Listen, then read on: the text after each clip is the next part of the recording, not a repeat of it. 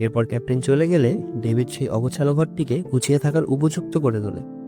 ঘরের একটি আসবাবপত্রের ড্রয়ারে সে একটি পুরনো ডায়েরি খুঁজে পায়, যেটি সেই পুরনো আবহাওয়া কর্মকর্তা ছিল। ডায়েরিতে দেখতে পায় সে 1913 সালে এখানে এসেছিল। ডায়েরিতে এই দ্বীপের ব্যাপারে অনেক কিছু লেখা ছিল, কিন্তু সবকিছু স্পষ্টভাবে বলা ছিল না। ডায়েরিতে অনেক আজব প্রাণীর ছবিও আঁকা ছিল, কিন্তু ওই আবহাওয়া কর্মকর্তা এই ধরনের ছবি কেন এঁকেছিল ডেভিড সেটা বুঝতে পারছিল না। হয়তো সে একা এই দ্বীপে থাকার কারণে এই ছবিগুলো এঁকেছিল। পরের দিন সকালে ডেভিড তার কাজ শুরু করে দেয়, কিন্তু সমুদ্রের কাছে গিয়ে সে থমকে দাঁড়ায়, কেননা সমুদ্রের কাছে কিছু পাথর ও শামুকের খোল অদ্ভুতভাবে সাজানো ছিল। ডেভিড ভাবে হয়তো ব্রুনার এগুলো করেছে। বাইনোকুলার দিয়ে আবহাওয়া পর্যবেক্ষণ করার সময় সে ওই লাইট হাউসের দিকে দেখে, আর ব্রুনারের সাথে সে একজনকে দেখতে পায়, কিন্তু সেটিকে ভুল ভেবে সে ততটা গুরুত্ব দেয় না। রাতে হঠাৎ দরজায় কেউ নক করে ডেভিড ভাবে হয়তো ব্রুনার এসেছে। তখন হাতে ল্যাম্প নিয়ে দরজার দিকে যায়, কিন্তু অদ্ভুত কিছু আওয়াজ শুনতে পায়। সে দেখতে পারে দরজার নিচ থেকে কোনো একটা প্রাণীর হাত ভিতরে আসার চেষ্টা করছে। ডেভিড এটা দেখে ঘরের বেসমেন্টের ভিতর লুকিয়ে পড়ে। তখন রহস্যময় সেই ক্রিচার ঘরের ভেতর ঢুকে পড়ে আর ডেভিডকে খুঁজতে থাকে। বেসমেন্টের ছোট্ট একটি ফাটল দিয়ে ক্রিচারটি ডেভিডকে দেখতে থাকে। তখন ডেভিড ভয় পেয়ে তার চোখে ছুরি ঢুকিয়ে দেয়।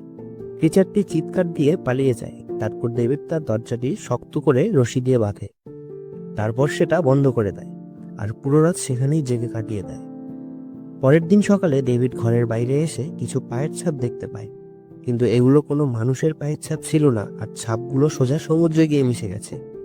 এখন ডেভিড বুঝতে পারে গ্রুনার কেন লাইট হাউসের চারিদিকে বাঁশ ও কাঠের তীক্ষ্ণ ফলা দিয়ে ঘিরে রেখেছে।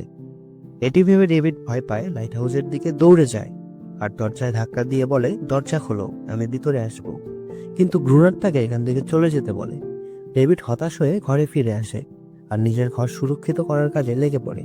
তারপর ঘরের বাইরে পুরাতন সব বই ও কাগজ এনে পেট্রোল ঢেলে দিয়ে রাখে, যাতে সেই ক্রিচার আবার আসলে সেখানে আগুন ধরিয়ে ভয় দেখাতে পারে।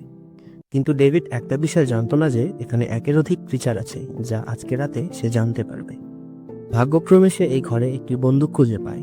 রাত নেমে আসলে বন্দুকটি নিয়ে ঘরের এক কোণায় বসে থাকে। হঠাৎ সে বাহির থেকে এক অদ্ভুত আওয়াজ শুনতে পারে, তাই জানলার কাছে গিয়ে বাহিরে দেখে, আর দেখতে পায় সেখানে একটি না শত শত ক্রিচার সমুদ্র থেকে উঠে আসছে। সবগুলো তার ঘরের দিকে এগিয়ে আসছে আর দরজা ভাঙার চেষ্টা করছে।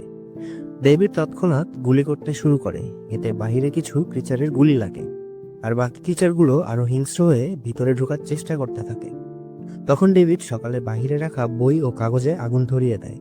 এটা দেখে ক্রিচারগুলো ভয় পেয়ে সমুদ্রে চলে যায়।